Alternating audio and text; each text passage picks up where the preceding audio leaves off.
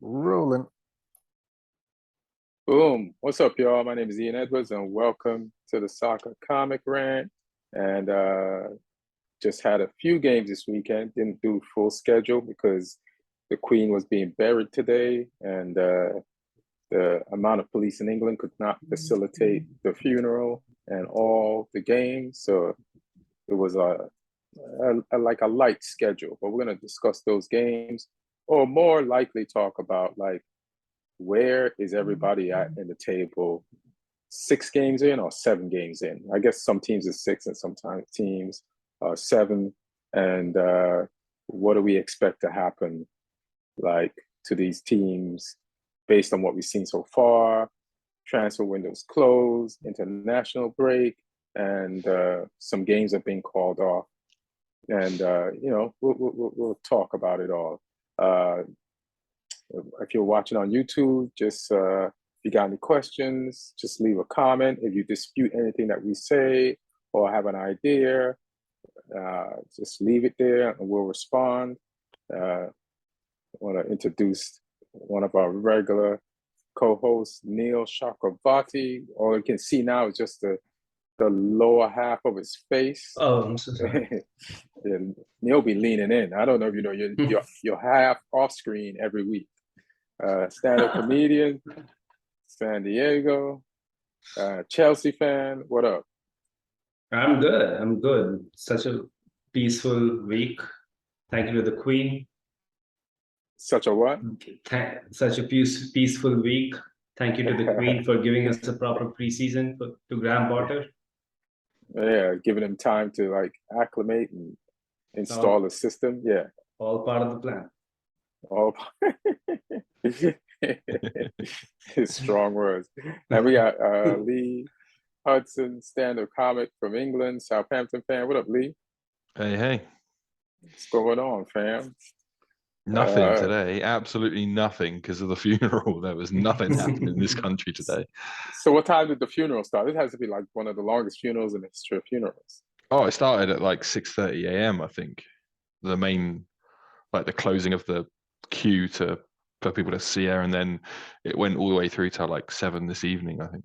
So it's It was just like all ceremonies and prayers, or like, and how many different locations did they move the body to? Oh, like 3 different locations. There's all sorts of shit happening. All the world leaders were there, and yeah, I didn't really pay attention to it. I was trying to fill my day with other shit. Security must have been tight. I pulled into a gas station in West London earlier. That was not far from the route where the coffin gets moved from central London to Windsor Castle. I pulled into this gas station, and the whole like forecourt was just full of Royal Marine commandos and cops and stuff. I was like, I'm just coming in for a coffee. That's the safest coffee you ever had. Yeah, well, or the most dangerous, depending on who was wanting to get at those guys. I don't know. So yeah, it's been a bit of a weird day. Like, I mean, the main thing that pissed me off was just when I was trying to drive to a club last night to do comedy. There was like a bunch of road closures. I had to take a massive diversion. I was like, come on, it ain't happening today. So you should have been more pissed about Southampton's performance versus Villa this weekend, but I guess we'll get to that. I've scrubbed that from my memory. It's all good. Don't worry, we'll remind you on this show. We'll bring that up constantly. Yeah, it's too bad like you're not like arrogant like Martin, so we could just shit on your team. Like there's some fans we know they're just like so gung ho, but maybe Martin will join us later on. So at the top of the table, we have Arsenal. After 7 games, they got 10 points. They beat Brentford this weekend, a revenge win, because the first game of the season last season, they went to Brentford and Brentford stomped them, embarrassed them, almost got Arteta fired, and I know they had that in their mind. Also, after the game, when Arsenal won, one of the players repeated a tweet that Ivan Toney had tweeted last year, first game of the season after Brentford beat Arsenal, So you could tell that they wanted to go up there and handle their business. And they did, because I've never seen a Brentford game, and I've only seen Brentford games since last year. But one thing is that Brentford crowd, they get into the game. It's like they're playing. And they were not existent yesterday. Arsenal took them out of the crowd. The only crowd I could hear at the Brentford grounds was the Arsenal fans. So I don't know if it's the way Arsenal was playing or the way Brentford weren't playing, but their fans did not help them like they normally do.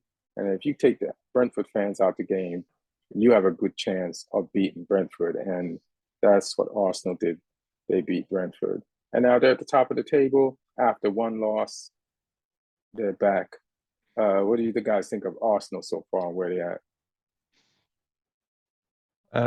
I think they're looking good. Like they seem, like I said, they seem to have added some of the missing pieces that they've been needing in terms of, Jesus come in as that number 9 who's going to be prolific for them. Saliba looks like the loan moves that he's had have done him some good, and he's matured into a defender who's capable of being a decent level Premier League defender.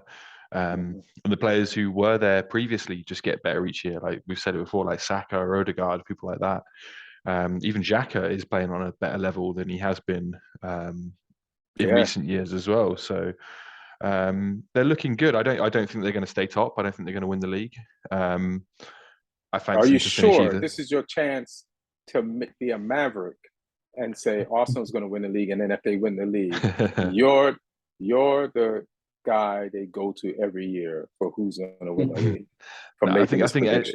I think anyone looking past Man City this season is insane. Personally, I think City will pip them eventually. I think Arsenal will finish either second or third. But no, I mean they look good in this game. Great goal from Vieira as well. His first one for the club, so he looks good. That's another weapon for their attacking powers, kind of thing. So yeah, they look good. And like I say, they seem to have added those missing pieces. They seem a bit more resilient. They're a bit more slick. They're playing the way Arteta's been trying to get them to play. So yeah, we'll see how they do when those bigger games come, though, because obviously, there was a bit of pressure on them when they came to you guys last time, and they showed a little bit of the old Arsenal in that game. We do what we do, But I think it just showed that that's still in them. So that's what makes me think they probably can't win the league this season. When I still think City have got more than them. So let me just ask you one question about Vieira. He scored a great goal, right? Mm-hmm. And he played as like a 10, right? So why did they get a player like that when they have Smith Rowe? Why didn't they spend the money on an extra midfielder, defensive, in case? Because they know Partey has a lot of injuries. Like, why did they invest in a Vieira when it seems like that position is covered, but one injury to their defensive midfield and their ass out? Like, yeah, I mean, I'm not sure. Although Vieira and Smith Rowe can both play wide in the system that they play as well, like the 4-2-3-1, or even when they go 3-4-3, they can play in those sort of outside areas as well. So yeah, they're capable of playing more than one position. So I guess it gives them coverage across that whole spectrum. Odegaard can play there as well. He can play in those wide positions. So it doesn't necessarily mean that they've just got a bunch of 10s. They've got players who can play as wide midfielders as well.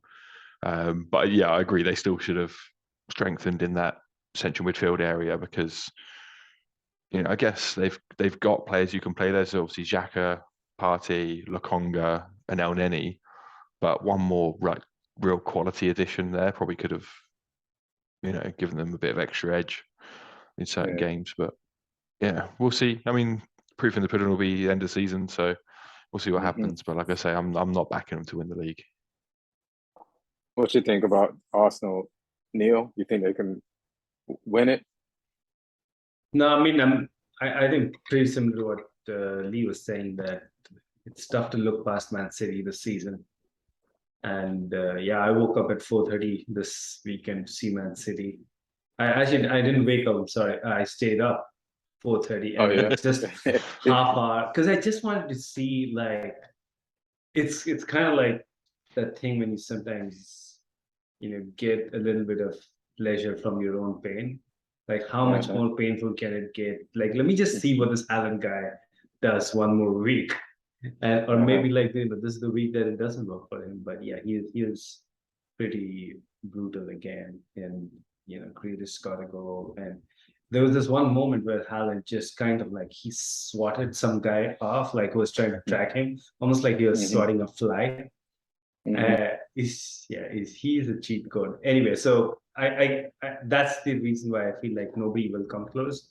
But Arsenal, I think, did what the about the whole Fabio Vieira thing. I think what's working really well for them is that Xhaka is actually playing like a player at top club. He's performing at that level, which kind of makes them work with Partey and Xhaka in those roles. So it's fine. If Xhaka goes back to his previous levels, then suddenly you're looking at, oh, maybe we should have got another deeper midfielder, somebody more physical, which you didn't, and you spend the money on Fabio Vieira.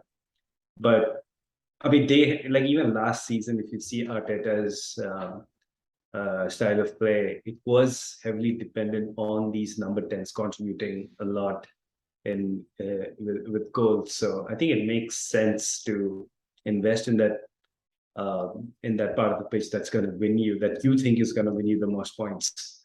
But yeah, I mean, they look like they have all banks. They have every part of the pitch really locked down. The defense is performing well. The combination is performing well, as you said, like Xhaka, Partey, they're performing well.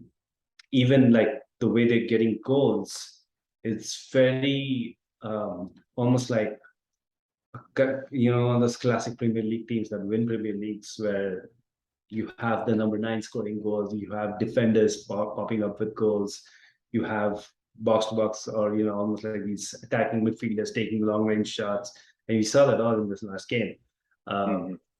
So I mean, they have all the building blocks, it seems like, but again, I'd say it's too early to count them as like a title. They're gonna win the title, because one thing we haven't seen from Arteta. Yeah, it's too early to say anybody. Even Man City is going to win it, and they have Haaland. Like, I don't know, some weird stuff always happens. Yeah, he might break a leg.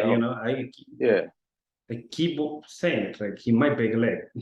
Yeah, so it's like Man City is going to win this if Haaland doesn't get injured, and for a significant amount of time. So that's who we're on to next. Man City, they're number 2 in the league. They got 17 points from 7 games, 5 wins, 2 draws. And I mean, even though they're second right now, 7 games in, they are the contenders. Haaland is a monster. He just does what he wants to do. It doesn't matter how many or few touches he has in a game. And they have a group of midfielders with a particular set of skills to get the ball to him. And there is no defender that I've seen so far that can handle him. Would be interesting to see. I guess we saw him a little bit against Van Dijk in the Charity Shield, but that was a Charity Shield. That was before Haaland acclimated at a phenomenal rate. He's like one of those, those horror movies when the monster's little in one scene and then huge the next. That's what that's what happened between the Charity Shield and the last few games. And then now he's this unstoppable force, and just everybody around him, plus even the Alvarez kid. Is it Alvarez? Yeah. When he comes in, I'm like, how come we didn't know about him? Like, where are Man City finding these secrets? So yeah, it's going to be interesting. So yeah, Man City. What do you guys think? Yeah, I mean, Wolves are like, they're tough opposition to break down. Not many teams like really take them apart. Like Wolves, they've not been winning many games, Wolves, but they've not been losing like by a lot at all. Right. And City just sort of toyed with them. It felt like,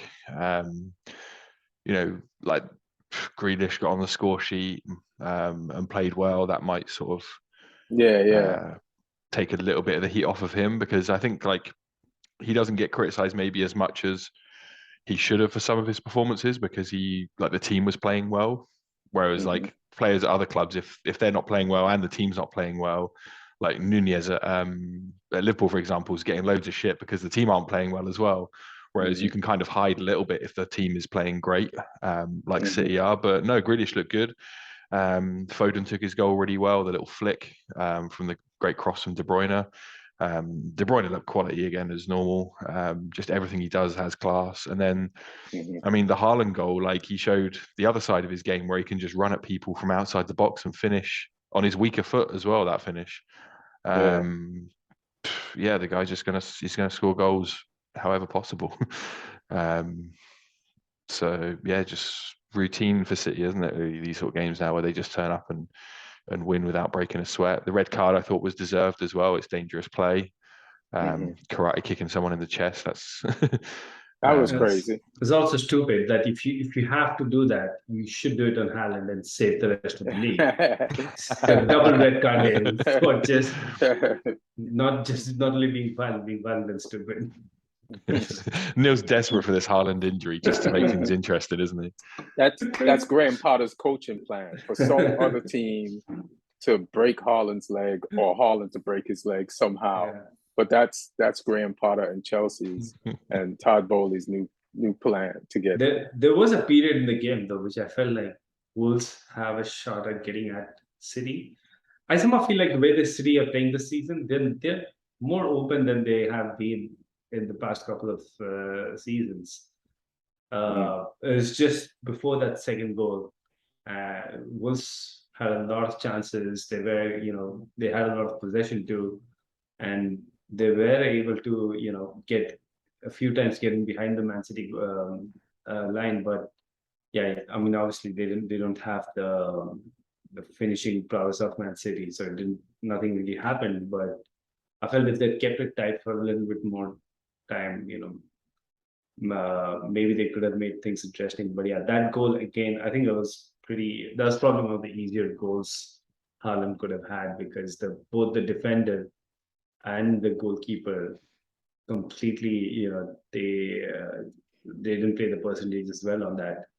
And especially the defender, it kind of felt like you're so intimidated by what this guy is going to do. You're not doing the basics well. Like, he was backing away and completely not following the line of what Haaland's going to do. So I think they assumed he was going to go on his left because he's left foot. Yeah. He prefers his left, and then he was just like, "No, I'm just going to carry on."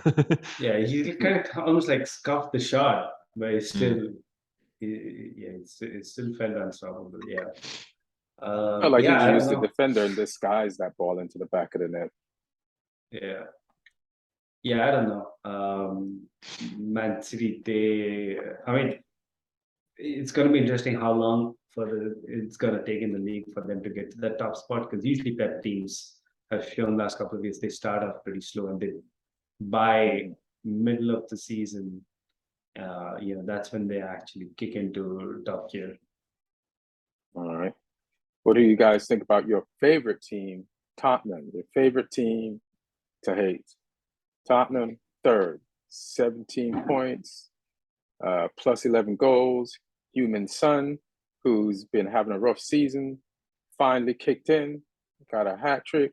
So now he's just added to the problems that Spurs can create to teams. They got Richarlison, Kulusevski, Bentancur, Højbjerg, Session.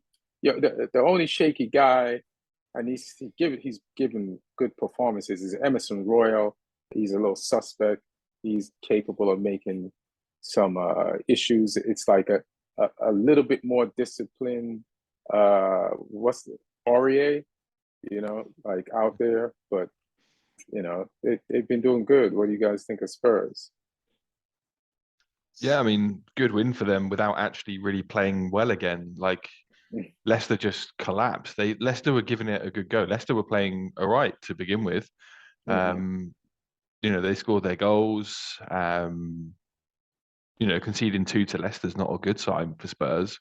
And I hate how Spurs keep showing up to games not playing that great for a lot of the game and still winning, which is probably a good sign for them. That's that's what teams at the top end of the table do. They get the points without actually playing that well. And this was a game for a long period, and then all of a sudden Leicester just decided they were going to throw the towel in. And bend over for them. It was crazy to see how much they fell apart, and that's pointing to some real bad signs behind the scenes for Rodgers, that they will just absolutely fall to pieces like that. It doesn't bode well for him. But credit to Son when he came on, because he's been getting a lot of criticism recently as well. And he answered that in the best way possible. Credit to anyone that kept him in their fantasy team and stuck with him and kept the faith. I didn't. I transferred him out. And then he scores a hat trick. Damn. Yeah. Or actually, no, I can't remember. I've had Kane since the start. I don't think I had Son, actually. I can't remember. But either way, it's... How many fantasy leagues are you in? Just this one. But we're not going to talk about fantasy this week because some guy's top of it. I don't really want to. Oh, get out of here! But that's another thing with the games not being played this week. How did we'll get into it? But that was like, how is this going to work? Because you have some players on your team. People have players on their teams whose team won't be playing this week, so then they won't play. So I was like, how is this going to work? But got to transfer him out. I managed to field a full 11 of players who played games. But yeah, back to Tottenham. I mean, it's looking more and more likely that they'll, based on what I've seen so far, even though, like I said, they've not played that great, they've been grinding out results. And I think that means that they're probably on course for a top 4 finish again. I mean, I'm hoping they Spurs it up. That would be ideal, if Liverpool, Chelsea or United can get themselves in there with City, and I think Arsenal will finish top 4 for sure. So if some of those other clubs could have a resurgence and knock Tottenham out there, that would be delightful. But at the moment, they're showing the sort of resolve that you need to finish in that top 4, and that's the Conte effect. Yeah, exactly. Is Spurs going to go Spursy or Spurs going to go Conte? Like, we'll know at the end of the season. They got 2 choices. Before they didn't have an which force is stronger. Yeah, which force is exactly. There was something else I wanted to say about Spurs, about their game, but I can't remember right now. So go ahead, Neil. What you got about this Spurs being 3rd? I mean, they have those weapons, with Son and Kane. And Son looked like he had a point to prove. And I think when you're out of form, one of the things that you can do is you're finishing, especially long range. Like Son has done that in the past. He just, he has that confidence to take the ball, run at players, and take a shot. And first one goes in, probably gives him a lot more confidence. And the second one, by then the scoreline was so much in their favor. It's probably the perfect time to get yourself, score yourself back into some confidence.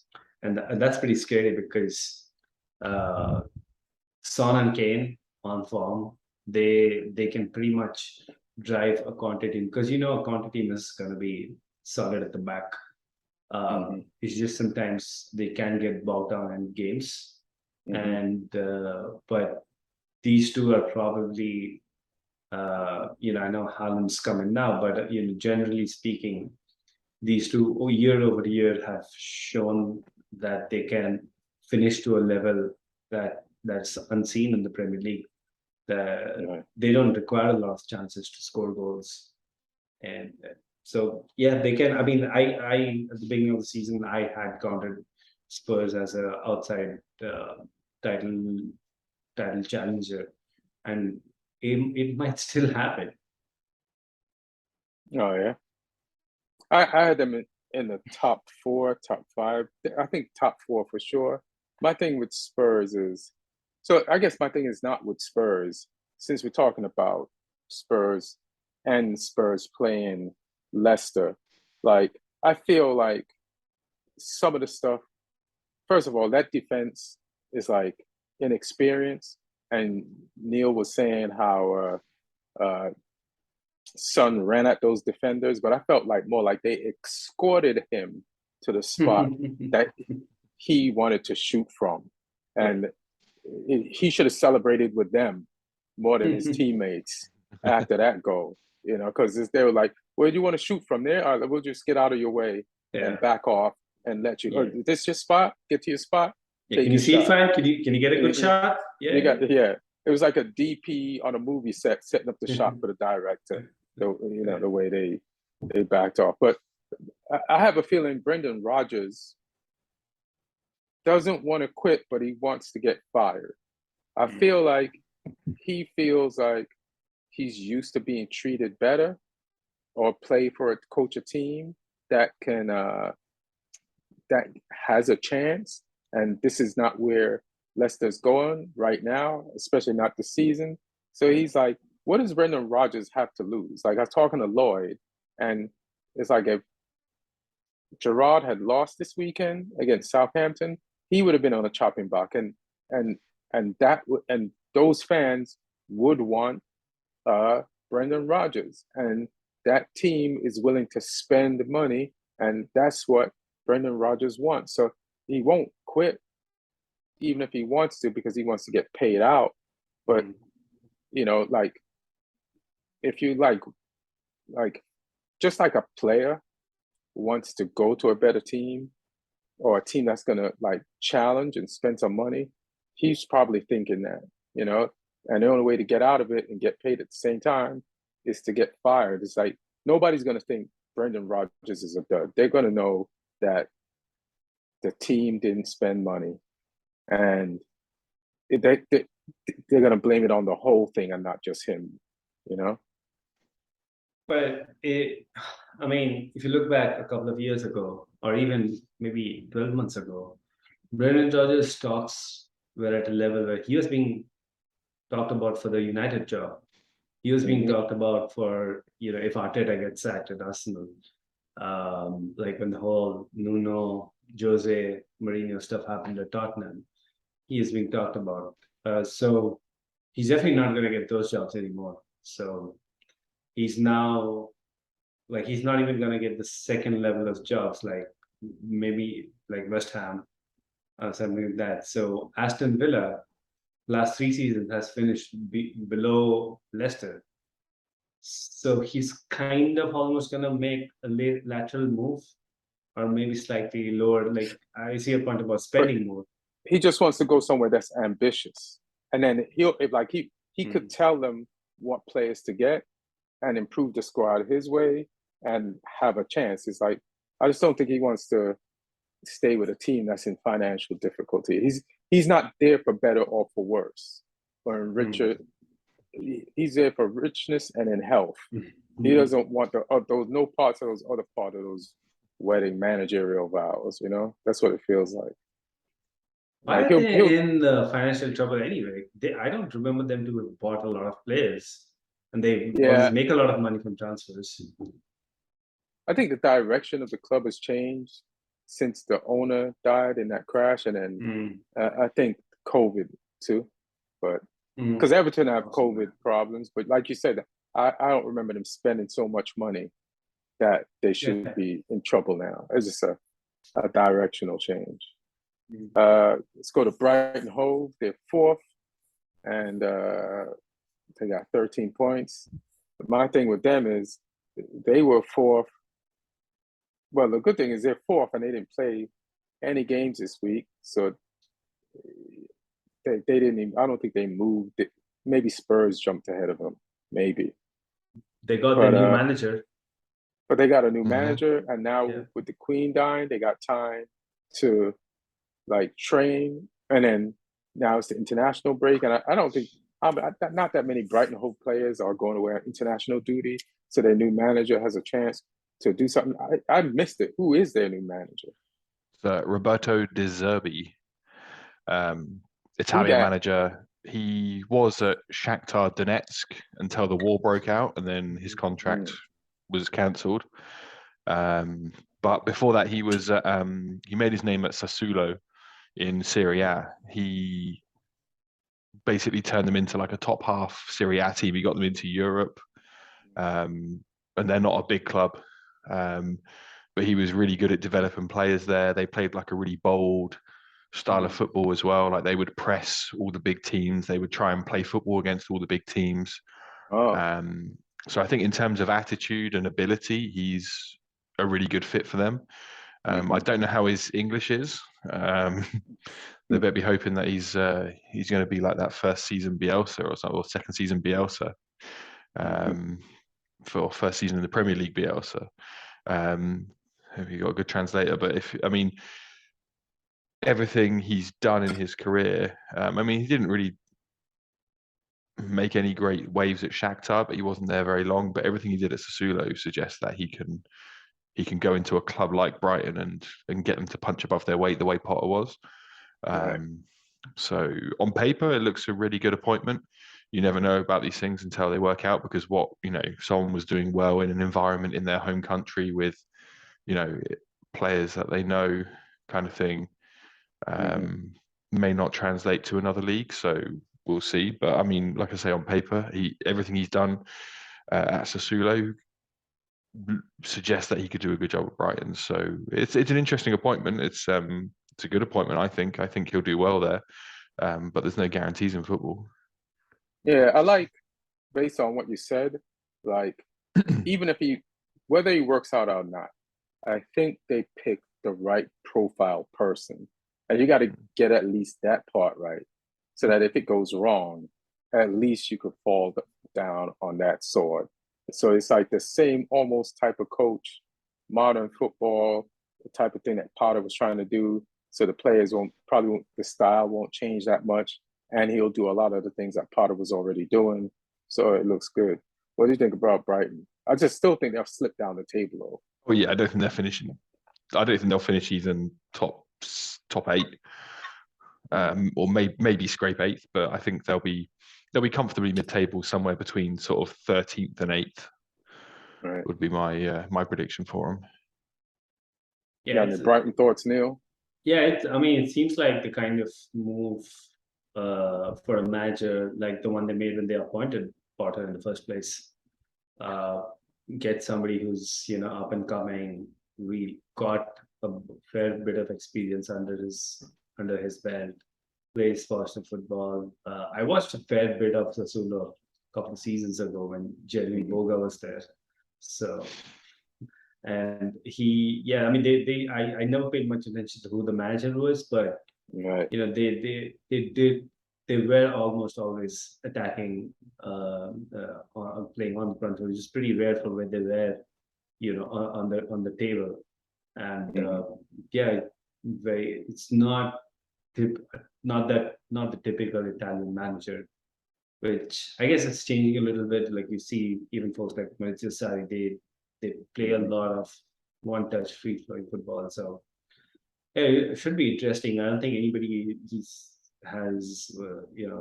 was looking out for him in the UK a lot. So he's definitely unproven commodity, but he has a team which is used to playing positive football, very free-flowing football, so it should kind of suit him. Right. Hopefully they do slide down. That's that's at least one thing that should happen. Selfish. Yeah. Somebody's thinking about their team. Speaking of teams above you, we got Manchester United next. They're 5th with 12 points, and it's good to be 5th. They didn't play any games, and it didn't slide. I think we were 5th last week. So who would have thought at the beginning of the season that Manchester United would lose 2 games horribly to teams that you would think they could beat? And then who would have thought after that they would have won 4 games in a row? 2 games, 2 of those 4 against 2 of the supposed top 6, Liverpool and Arsenal. So who would have thought? So what's going to happen to this team next? We've had some canceled fixtures, so we got to play those, and the schedule's going to get more packed. We lack depth, like so far. haven't seen Donny van de Beek. And if Ericsson gets injured, who's going to be our connection guy who starts in that position? I feel like we could do something radical sometimes. Like if we ever need, say Ericsson can't play that week, we either drop Bruno into Ericsson's position and move Sancho into Bruno's position, or give Bruno Ericsson's position, just somebody with ball handling capabilities, or get Zidane Iqbal going, give him some game time and let him do it, and then Donny van de Beek. And I'm not sure. I wasn't impressed in the preseason, so I'm not sure. But I'm just worried about for us where we're weak. And Marshall should be back soon. Rashford should be back by the time of international break. So at least the forward line will be replenished. And as long as Ronaldo stays cool and just tries to enjoy his role and not disturb the team, and Ten Hag, stays in control at the real, we could do some things. Our next game is the Manchester Derby. So that's going to be tough. So hopefully you can get a point from that. And thank God we ended the international break, or came into it with a win versus Sharif, so that we don't have to wait 20 or whatever amount of days it is with a loss in our mouth. What do you guys think about United? I think you're moving in the right direction for sure. If you look at obviously the way your results have gone this season, it looks like Ten Hag's figuring out his best team. He's figuring out the style of play. I think when he came in, he seemed like he was really like a fundamentalist, like we will do it this way kind of thing, even though the results weren't happening, and even though teams were sort of finding it a little bit predictable to play against. And then after that, he seemed to, especially like the Liverpool game, he was like, okay, well, maybe we'll do it a little bit different. And we won't be as easy to to face, a bit more unpredictable, which seems to have paid dividends. So he's been brave. He's dropped Maguire. He's persisted with the Bruno and Ericsson double eights or double tens midfield, with one holder behind. So or Ericsson as a deeper midfielder even in that system as well. So it's I think it's positive. Like I say, it's moving in the right direction. I don't think you've got quite enough about you to finish top four, but that potentially depends on what Chelsea and Liverpool do as well, because I think that spot's open if they don't figure their own shit out. But I mean, I find it really hard to. I mean, I'm sure we'll get down to those two shortly in the table, but I find it hard to predict what they'll do, and I think that will have a big bearing over where you finish. Because I think if they struggle, you've got the potential to finish top four and sneak in there. But if they get their shit together, then I think their squads are stronger overall than United's. But it's kind of a work in progress season. I think if you did finish fifth, I think that would represent a solid enough first season for Ten Hag, and then look to kick on and break into that top four and re-establish yourselves at that end of the table next season. Yeah, I guess it's how we finish fifth, And do we finish fifth with an identity, with an attractive style of play, with like some teams end the season looking promising and people like, we didn't get a spot, but the optimism is off the charts, and you bathe in the euphoria of the promise leading into the next season. So, or you don't want to like rack up all these points and then towards the end of the season fall apart and creep into fifth. And then that's like, it's a disgusting fifth. Who wants that? Yeah. So let's see. What you got, Neil? I think for a lot of these teams you're going to talk about, even though they might not finish, because only 4 teams can finish in the top 4. Even the teams that don't finish in the top 4, they definitely have to have a period where they look like finishing in the top 4, like whether that's through table pressure. It can't be that you're just. It's absolutely clear from October, November, all the way down to the end of the season that there's no way you're getting top 4.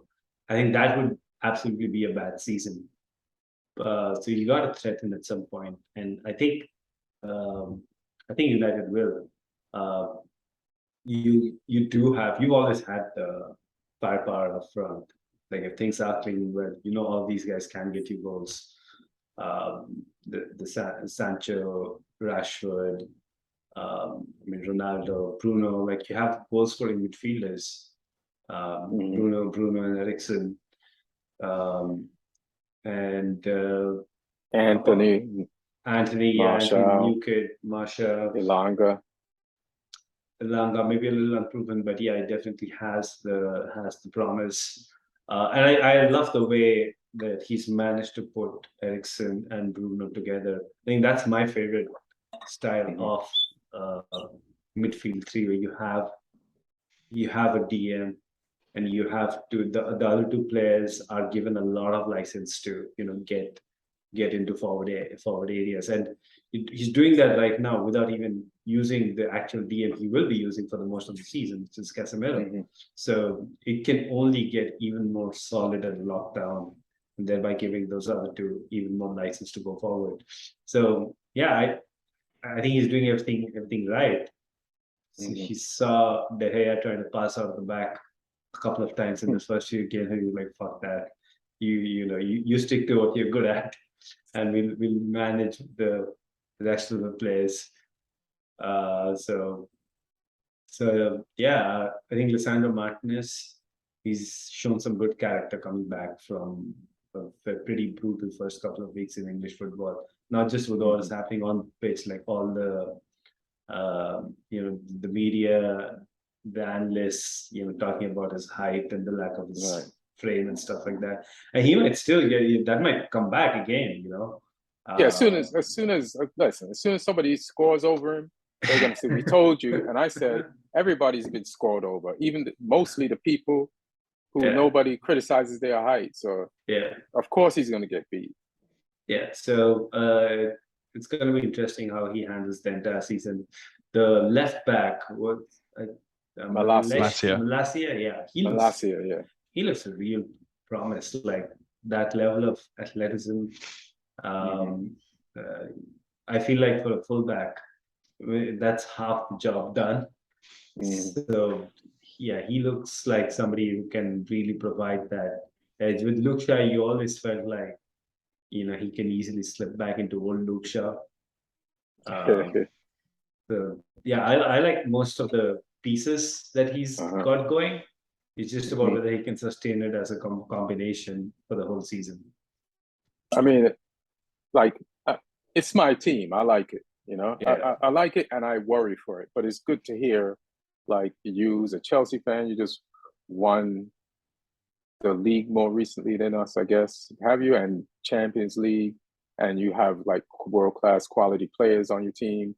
So it's good to like hear you talk about them in that way. It gives me more confidence in them, because most United fans, like, we're very fragile right now, and it's 10 years since Fergie gone. Oh, don't worry. Wait till I talk about. We're so used to. You'll see how fragile I am too. Yeah. So I'm not like. So it's just good to hear. Like positive things about the players. Like it validates. Like, am I seeing what I'm really seeing, or is this? Are we gonna fall away from the top of the table just like we think Brighton Hove is? Just like Fulham, who's 6th, and just like stealing wins on points and doing their thing, and they got 11 points after 7 games. They won again this weekend. I think it was against Forest, and it just Silver. Like, I didn't believe in him, but now I kind of do. So he's making me a believer as a coach in the Premier League. And they got 11 points. What do you guys think about Fulham so far? Willian had a great first game at Fulham. He did, but he had a great first game in Arsenal, and then that was it. Yeah. So I remember 3 assists in his first game. Yeah. So I want him to have a great season, because every time he does, I'll be like DMing you or bringing it up to you on this thing. Because, but yeah, there's going to be nothing more fun than that. it was good to see him after a while because I don't Really? think he even played at Arsenal. It's been a while since I've seen him play, and he's always had the the industry, like the hard work, the pace. It's just that his ability on the ball kind of lets him down. But I think first game he was good. Like even the goals that he didn't get the assist on, he played important parts in those. And it was kind of like you felt William playing like the senior guy in the team, and like, all right, you guys, here you go, do your thing. This is kind of strange for me to see because even when he was the senior most guy, played like the junior most guy at Chelsea. So it's good to see him play like that. And yeah, I hope he does well. It's good to hear you say something positive about William. What you got on Fulham, Lee? I mean, credit to them. I expected them to be firmly in the relegation zone this season. Yeah, everybody had them there. Yeah, I mean, I thought Bournemouth would be the worst of the three promoted teams, and I think I'm right on that front. But I thought Fulham would struggle. But they look a competent Premier League team. I'll give them that, and they've made some smart additions. I like Andreas Pereira for them as well. Smart buy, bringing him back to England. Mitrovic has obviously stepped up. It'll be interesting to see if he can continue that for a whole season in the Premier League. Obviously, he scored at unreal levels for Fulham in the Championship. But previously in the Premier League, he's threatened to do it, but never quite done it. Whereas this season, he looks like he's got some consistency. I still think they're in a false position. I think they will drop down to mid-table. But I mean, if they finish mid-table, that's a big success for them. That's a big achievement for Silva, I think, with that squad to finish mid-table. I mean, some of the players he's got in there aren't players who other people were looking at as well. The centre midfielder from Portugal they got, is it Paulina? Yes, that guy, it's amazing. Looks a great find for them. Obviously, he was at Sporting Lisbon before, who I think he won the league with them previously a couple of seasons ago, and he looks a great player. That I'm surprised no one else was looking at him. They've got Harrison Reed, who we sold to them. We kept loaning him out to clubs because he was doing nothing. He was always getting loaned out to the Championship. He never looked like he was going to be anything more than a Championship player. Harrison Reed or Reed de Cordova? No, Harrison Reed. There's Bobby de Cordova Reed, who I've looks always good as well. In. Like every time he's come up and down, I'm like, how come somebody doesn't buy this player? Yeah, he's always looked decent, but Harrison Reed never had for us, and even on the loan moves, he never really did that much for teams. And then under Silva, he seems to have found his stride. He's the ginger guy. He scored from at the weekend. He looks like a Premier League player now. So yeah, credit to them. Like I say, they're overachieving, I think, at the moment. I think they'll drop down, but I don't think they'll be in that relegation fight from what I've seen so far. I mean, they might completely fall off. Who knows? But I don't think they'll fall off that hard. All right. What about Chelsea? That's their seventh, only seventh. And my prediction at the beginning of the season that they'd finish probably fifth or sixth, and they're exceeding my expectation. They're making me look like a soothsayer. They fired their coach. They got a coach in who's like used to like curating a team out of. He's used to like not only cooking dinner but starting the fire with wood to cook the dinner and put the stones there and put the wood in between and rub the two rocks together. Now this motherfucker's got gasoline to work with. You know what I'm saying? So let's see how Graham Potter. This is your team. Like, what were your expectations before Tuchel was fired, and what are they now, bro? I mean, my expectations at the beginning of the season were top four. And now I really don't know what to think, because I had thought this is going to be a tough transition year with Tuchel, because we have pretty much half the squad changing. and especially so many changes in defense, which I always feel like reorganizing like a defense is one of the toughest jobs a manager can have. Are you sure? Because Yeah. Man United, we changed our entire back line, and we're doing fine. I mean, it's a weird statement. You're not doing fine. You're not in the top 4 either. So no, but we're right there. You'd rather be us than you. No, but I was talking about like otherwise I would have felt like, because I felt last season before the injuries hit, we were on the course to be a title challenging team. So I'm talking about like at that standard.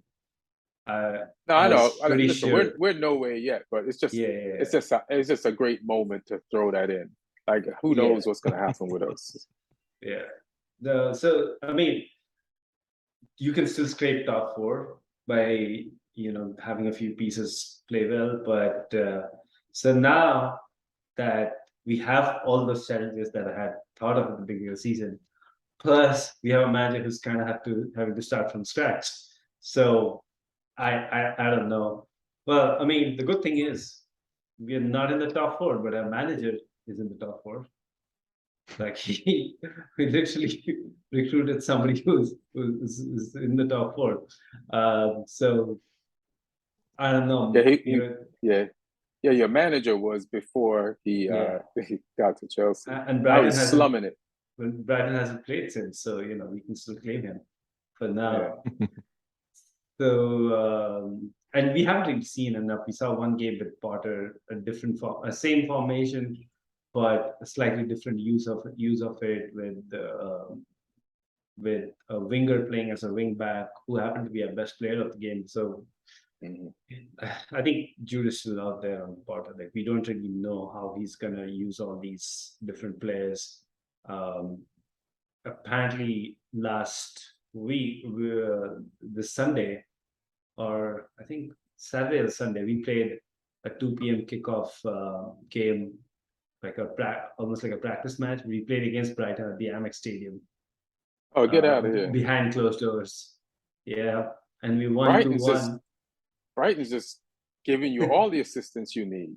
Well, I mean, they needed to, because they have got like a 2-week gap between, or actually now a 3-week gap, because they didn't even have Champions League in between. So they have like a 3 to 4 week gap between games, and even they have a new coaching staff, stuff like that. So we played and we won 2-1, and apparently both our goals were scored by the Villa kid, Kane Chukwuemeka, who hasn't played for the senior team at all so far.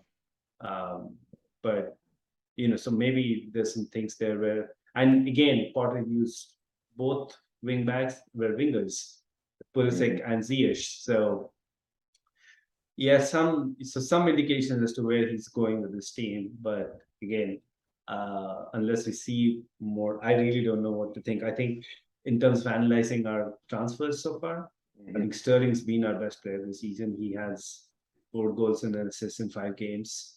I think Cucurella has begun really well. Aubameyang has done nothing, but to be fair to him, he's barely played. He's played 1.5 games. So Koulibaly's been shaky. He had a good start, but then last couple of games he's been really bad. So and Chukwuemeka hasn't played. So yeah, I think that's about it. I'm missing somebody. Oh, Zakaria hasn't played. Oh, Fofana again. Yeah, Fofana I think was good against Leicester, but he got absolutely burned versus Zagreb. So. Damn, I had a retort, but I can't remember. Go ahead, Lee. No, Chelsea are an interesting one. I'm a big fan of Graham Potter. I think he could turn them around. It's hard to predict, having only seen that one game against Leipzig, where I think he played a very specific way to combat the problems that Leipzig would pose them. I don't know if Salzburg, sorry. That's all Red Bull, isn't it? We were talking about this last week. Same team. But yeah, against Salzburg, it was, I think he set up that way to deal with those specific problems. I don't know if that's how he's going to set up every week. We don't have enough of a sample size to go off of what he's going to do with this team yet.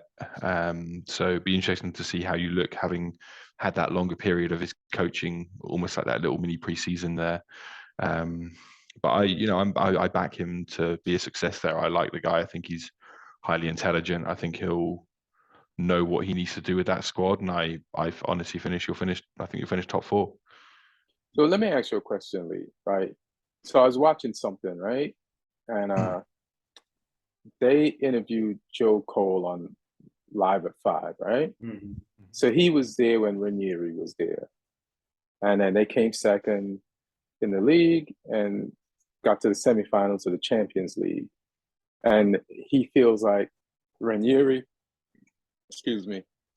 got like the raw deal when he got fired, when they brought in Mourinho. But then they asked him, so he felt bad, He thought Ranieri was a good coach. But then they asked him, but do you think you could have won the title with Ranieri? And he's like, no, we needed a Mourinho. You know what I'm saying? Like, and then you've heard all the stories when Mourinho came in and told these guys, yeah, you're good, but this and that, like, and kind of shit on them, but pushed them at the same time and motivated them, and they won. Does Graham Potter have that? Or is he, like, he's a nice guy. He seems to know that he could get them into the top 4, but does he have that ingredient to, like, be Chelsea's going to win some major shit? And I could be wrong right now. He has to prove it, but I'm not feeling like he's got that, Like, I feel like he's got enough to get them to top 4 in certain things, but not that, Yeah, like I said, I think you can definitely get them top 4 if everything goes to plan there. Whether or not he can win things at the top level, like whether or not he can actually challenge for the league, which probably wouldn't be this season, it'd be more of a next season thing, or challenge for the cups. I think that'll be that's his challenge to prove himself in, because no one can say that he can't do it, but no one can say that he can do it yet. It's an unknown. I think he's got the potential to be able to do that, but it's kind of a make or break job for him whether or not he enters that elite realm of managers, because there's some managers who came close, like there was Brendan Rodgers at Liverpool when he got them close to winning the league and then they fell off. Right. And that was kind of his chance gone at that level for a few seasons anyway. Like, he might have been able to go back to that level if he'd left when his stock was high at Leicester. But like Neil was saying earlier, if Rodgers leaves Leicester now, he's getting a job at a similar level probably. So his chance for the moment at that top level has gone with the Liverpool job that he did. And Potter could go that way. He could end up being average at Chelsea, which is a firing offence. I mean, even doing well at Chelsea is a firing offence. Yeah. And then after that, he could end up being, you could easily see him end up going from there to being like Newcastle manager or Leeds manager or something crazy like that, where it's not at the level he was at previously. So this might be his one and done chance at that level. That's where they're going usually off late. No, I mean, he's got more self-respect than that, I think. Tottenham. Let's follow that out. Yeah, Mourinho and Conte, who knows? And with Spurs before. Does this mean it's Tuchel after Conte? Oh, I hope not. For Spurs. Yeah, fingers crossed it's not. But no, I think Potter's got the potential to do well there, but time will tell. Right. And then Neil was saying something about like Potter using those forwards to play, or wingers to play wing back, which is like, that's a Conte thing. They had Sessegnon, who was like, didn't Sessegnon like win like championship player of the year as like a forward player before? And he's got Perisic like backing him up, and they switch back and forth. And who else does he have on the Sessegnon played left back for Fulham before. Right. So he had done it before. Right. But he played both positions, but Perisic was definitely a winger before Conte converted him at Inter. I think the way Conte plays, it's usually he likes to use a fullback and a winger. So on one flank, it's a fullback playing wing back, and the other flank. He did that with us with Alonso and Victor Moses. So he only has like one center back? No. But like it's still wing backs, but like the profile of players he picks to play those roles are okay. one fullback and one winger.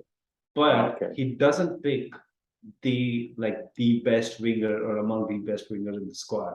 He picks someone who's anyways like a squad player, like a functional player, and makes him play that role because he has space for actual wingers too. It's a 3-4-3. It's not 3-4-2-1. So we had at Chelsea we had Hazard and Pedro playing on the wings, Okay. and we had Victor Moses on one flank, and now he has Son and Kulusevski playing in those roles. The thing about Potter is, I mean, he's pretty much using our best forward as a wing back, at least on. But again, it's this one game, you never know what can happen. So, and I think your point about like he looks a little workmanlike in terms of profile. It doesn't seem like he has the bite of a Jose Mourinho, or I think Tuchel had that profile too. Like Tuchel, who like on the sideline interjecting or animating that's what I'm saying. each play. Like he has that. Yeah, that's what I'm saying. Like Tuchel has that. Potter. I don't think he's shown himself to have that, although he did get that Calvin Harris hairstyle going, so maybe he can glam it up a little bit. And well, he got the suit. He got the suit. So, but I think even generally as a team, I feel we are a little bit soft. We have become a little soft like over the years. So it'll be interesting to see, like in terms of creating that next spine. What do we do? Like we have a major captaincy decision coming up with Aspilicueta, not playing for the most part and almost always being a squad player, and he might run his contract out again. So I think if we have to have Potter as our manager, the captain has to be Reece James. So Potter looks like a college professor who sleeps with his hottest students. Nobody thinks he does, but he does. Yeah, nobody thinks he does what he does. So maybe he does have the bite. We'll see. Yeah. My battery is down to like 13%. I don't know how much more podcast that gets us, but I guess we'll go quicker. Liverpool. The top half's the main thing, isn't it, anyway? Yeah. So we'll get to Newcastle. So we're at Liverpool now. They're 8th, and people are panicking and throwing in the towel on Liverpool. But I think they're coming back from injuries. They're not that far off. They had to close a bigger deficit last season. And when they're 8th, I just feel like they'll be fine. They'll be up there. They'll be breathing down the neck of City by the end of the season. Darwin Núñez will kick off a little bit. Jota's back, and everybody has a lot to prove. Like you're pissing off a team and shitting on them by saying all the things that all the pundits are saying this early in the season, and it's like that's fuel enough. Like these guys, just like who would have thought that a tweet that Ivan Toney tweeted a year ago would like come back to haunt them this season. And we already know that Klopp does pay attention and watch the press and listen to stuff.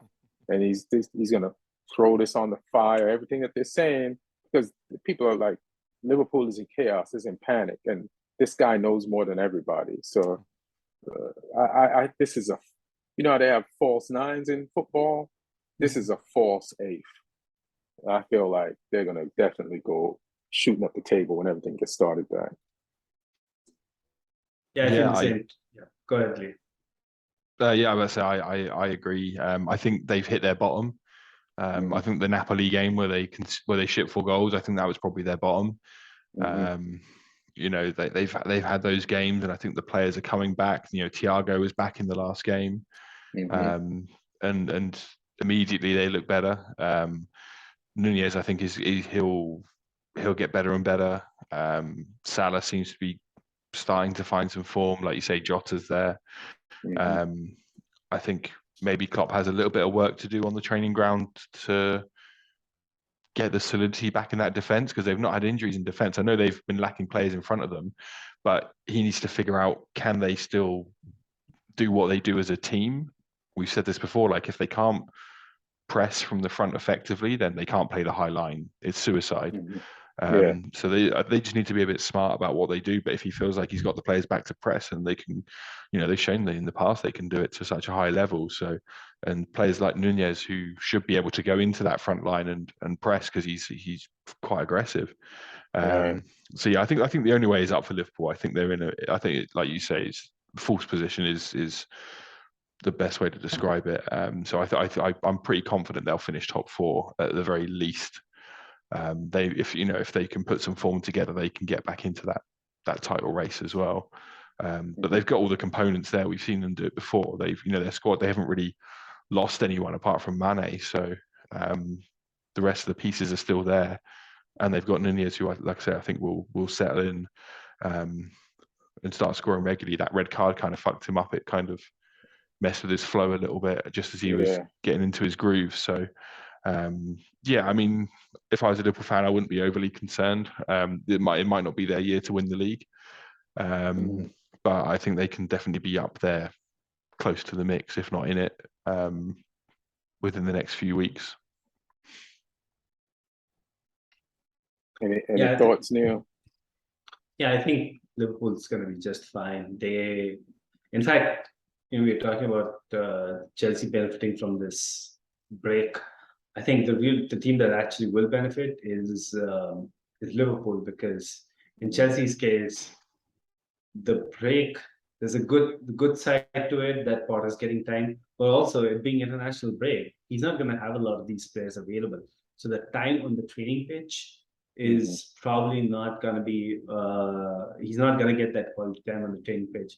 In Liverpool's case, I don't think it's as much about. Of course, he probably needs a little bit of time, but he doesn't need, like, the philosophy and the way Klopp wants to play. The majority of the team already has that locked down. What the time that Liverpool needed was just time, like for people to recover and get back from the injury table and get fit, which they're going to get now with these 3 weeks. So I think they're going to be, even if you look at the fact that if you look at the games, they do create a lot of chances. They finishing is, again, I think, between Salah, Mane, Salah, Diaz. So used to saying Salah, Mane, but between Salah, Diaz, Jota, Nunez, I think they will figure out a way to get the goals going. And they do have problems in midfield, but I think once, like, folks like Thiago come back, once they have things are settled with with Navigator, they should be able to Elliott and Carvalho, they get more and more game time under their belts. It should kind of settle down there. And I mean, if you look at their games and even their underlying stats, they're doing fine.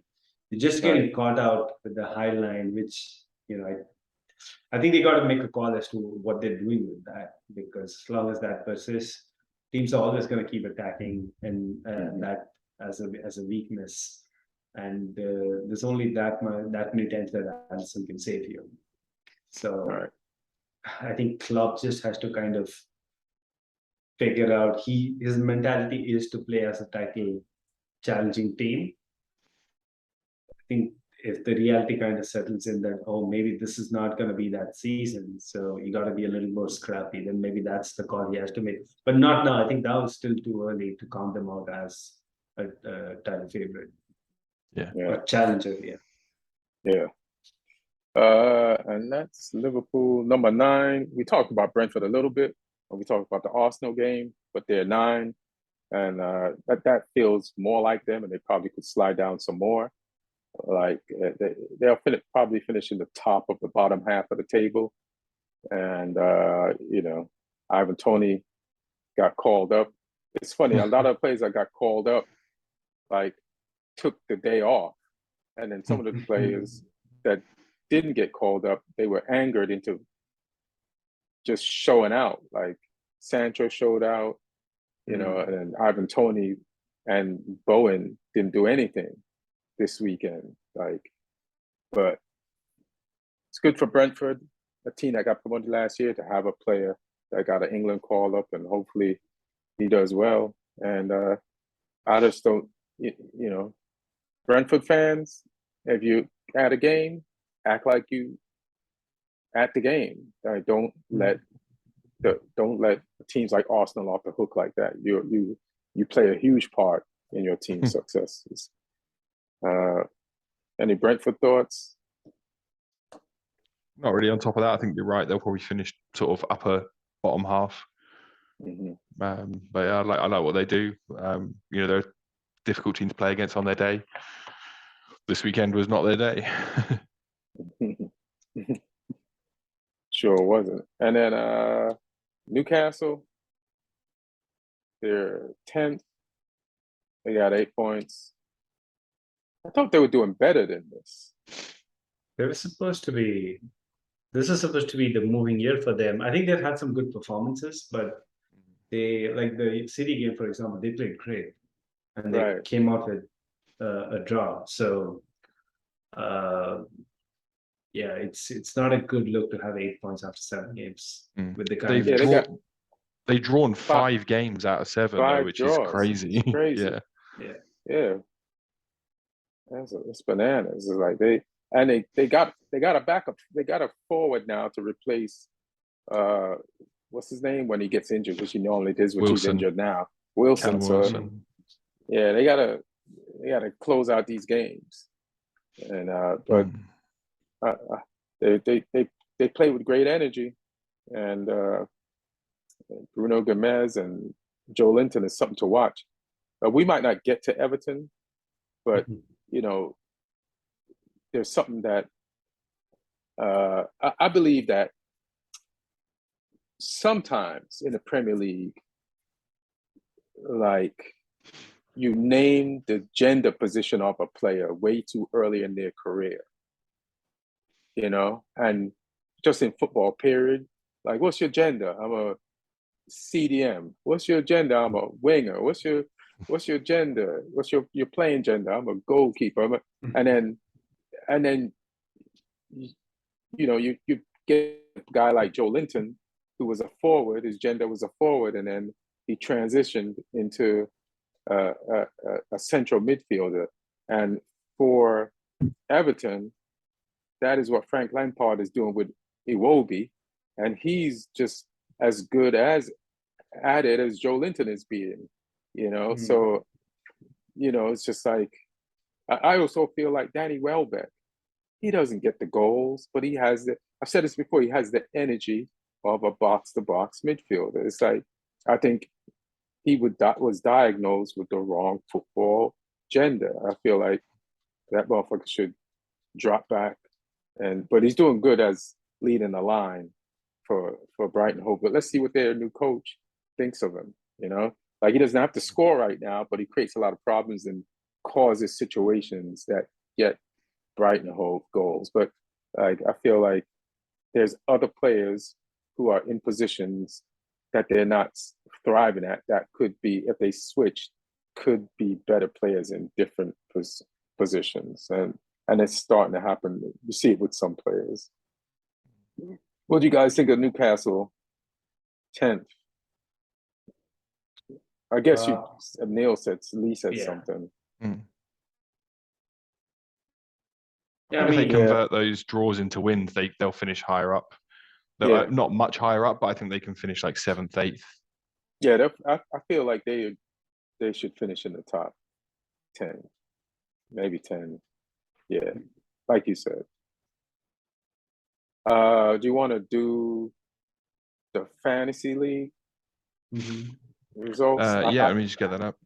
Oh, before that, I just want to apologise to Bournemouth. I said they were doing the worst out of the promoted teams. It's not. It's Forest. So, it's Forest. Bournemouth have got 8 points. They're better than I thought they were. 12. To be fair, they're 12. Like, the two teams everybody said was going to go down. Like, I thought Everton was going to be in trouble. People thought Bournemouth was going to be in trouble. Like again, Frank is doing good with they have a forward now. It's Mopai, but he's not a really high producing forward. But he scored this weekend. They got a. Did they win this weekend or they won? I think they they got won. First win.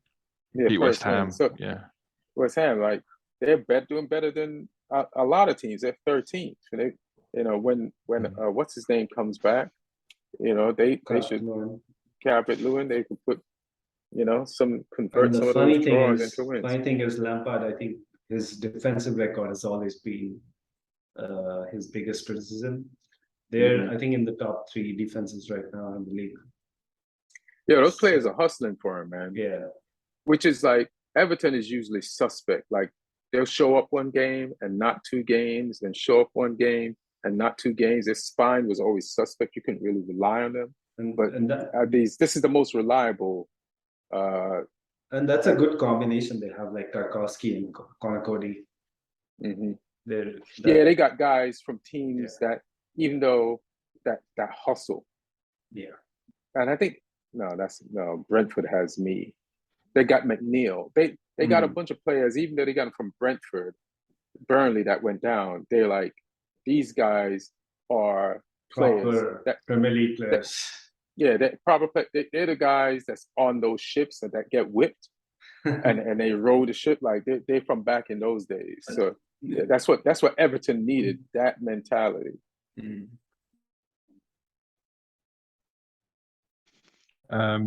Fantasy League. Unfortunately, Martin's top.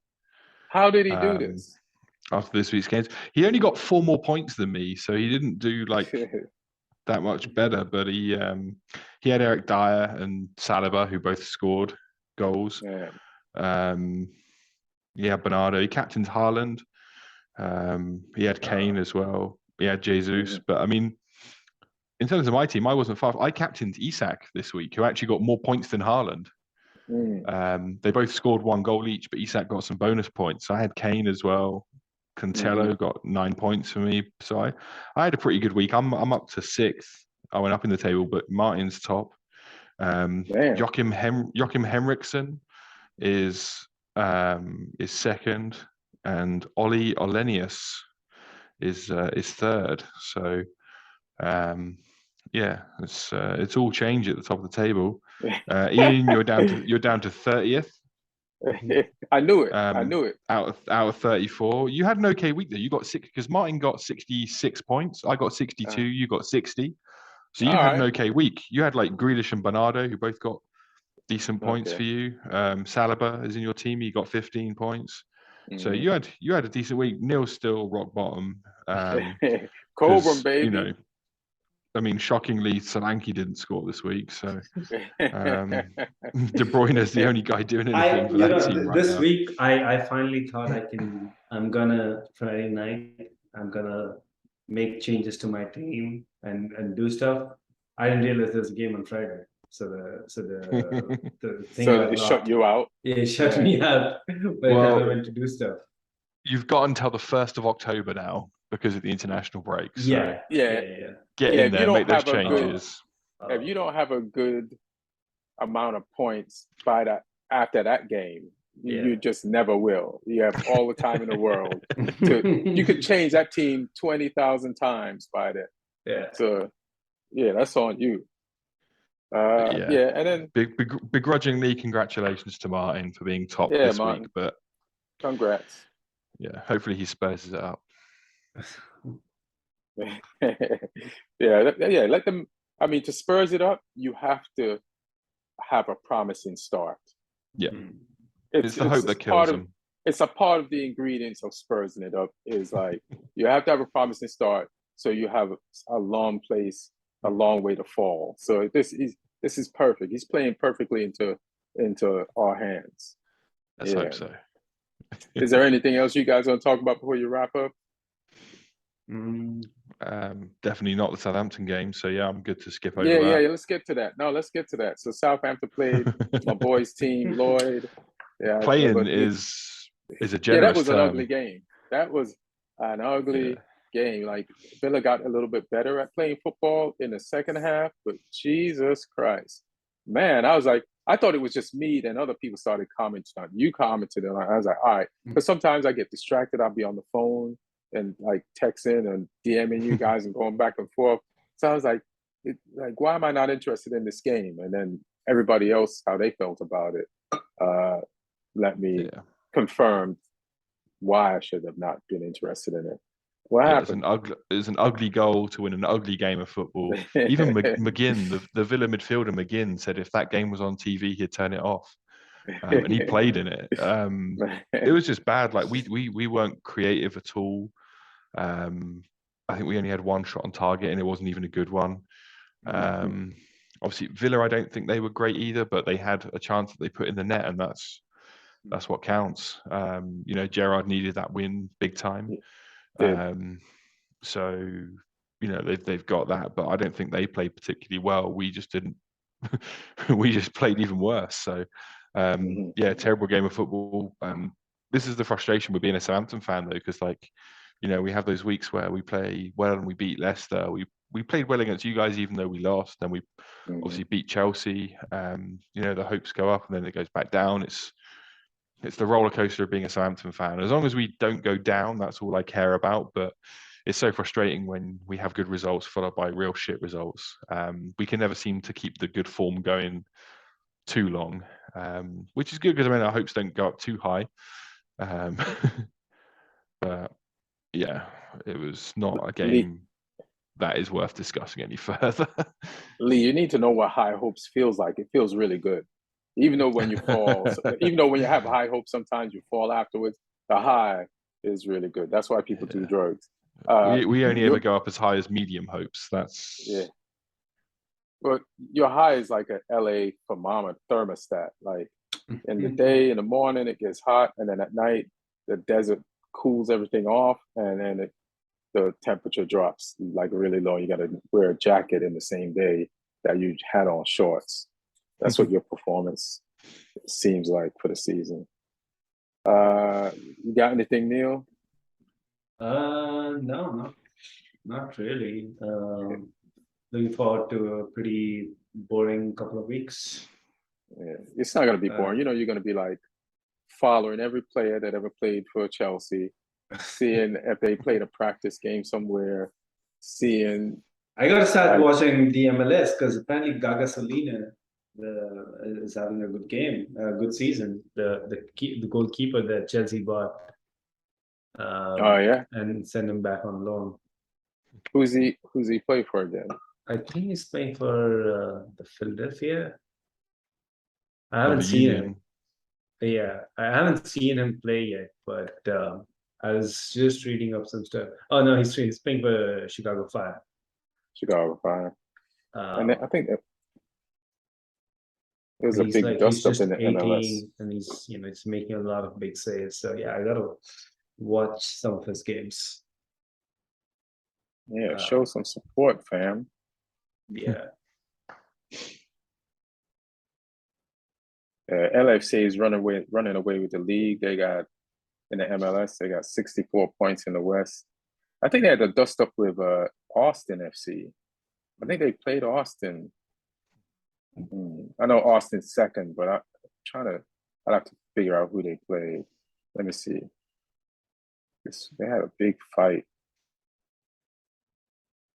It was against Houston Dynamo. Yeah.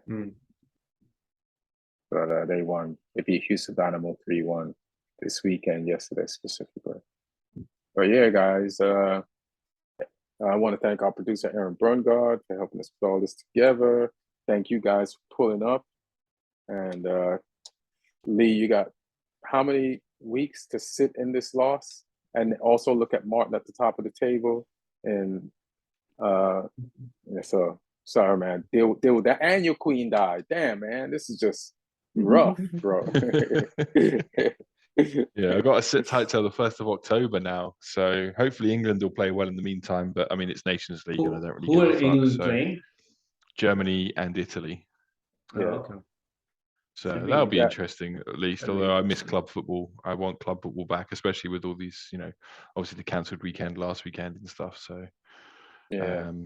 Yeah, but hopefully, Premier League football will be back on the 1st of October. It's my birthday on the 30th of September as well. So my birthday present will be Premier League football back. All right. So yeah, hopefully Southampton can get me a win, but I mean, I ain't holding out any hope. Who you play when you come back? Probably someone who'll beat us. Let me have a look. I know we play City, so Jesus Christ. Let's have a look. I'm lighting a prayer shrine for that game from now to then. We're at home to Everton, so we could do something there. Could get a draw. Yeah. I have no idea who we're playing because the schedule's moved around so much. It's might be Palace, but yeah. Yeah, I think it's Palace. Yeah. Yeah, that'll be interesting to see. Yeah, I got Zaha in my fantasy team, so I'll be a Palace fan that weekend. Just rude, man. Just rude. Well, anyway, guys, thanks for coming through. My battery's down to 5%. Thanks everybody for watching and listening. Love each other. Like have fun, enjoy, the international break, and we'll be back next week with the soccer comic rant. One. All right. All right, guys, ready? 3, 2. All right, got it. All right, thanks, man. Got it. Cool. I'll see you guys in the chat. Cheers. I'll see you guys in the chat. Bye. All right. I wonder if I could turn this off. Let me just do the Save club. name host.